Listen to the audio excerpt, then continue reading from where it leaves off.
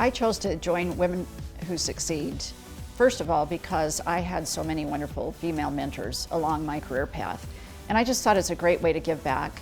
And then I have such respect for you, Erin, that I wanted to make sure that I could connect to people like you who really are making a difference in the world and trying to raise this whole generation of women to feel confident and know that they have a purpose in the world.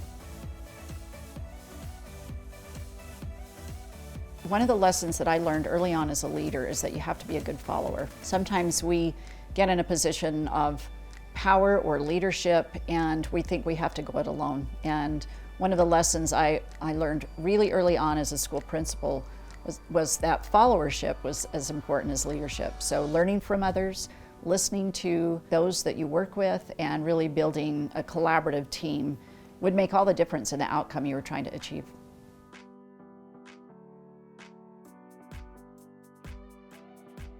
About midway through my education career, I had ideas and new learnings about the importance of culture. And I stepped into a new position where the culture was less than ideal.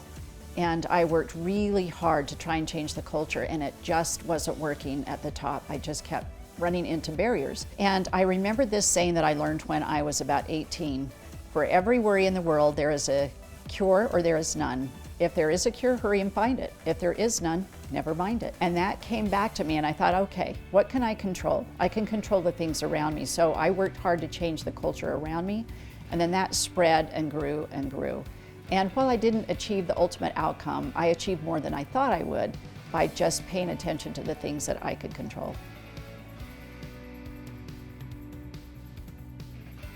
I would probably advise my 18-year-old self that life is going to give you a lot of opportunities and challenges, and you have the skills to move through it if you just allow yourself to see the possibilities.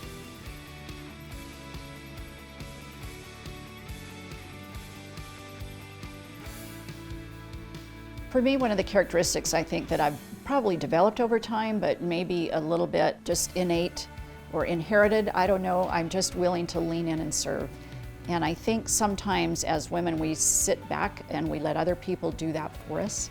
And we might have self-doubt or just unwillingness to lean in because we're busy, but leaning in and being willing, raising your hand and showing up, those are characteristics that I've just been willing to do my whole life, and it's given me great opportunities to lead.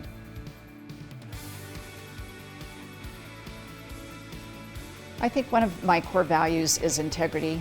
Just being really transparent and saying what you believe and what you think in your heart and what drives you. I have several things that drive me and drive my work, and it's all about our youth and trying to make the world a better place for our youth, making sure that they have opportunities. So if you're very mission-driven and value-driven, you can accomplish a lot of things. So just being transparent and being willing to do hard work, I think those are a couple of key things. I would tell the young women of Utah that they are the leaders, not just tomorrow, but today. They can accomplish great things in the space that they're in right now, and they don't have to do everything at once. Life, it happens in increments, and building characteristics and skills and being willing to be your best self in the moment, that is leadership.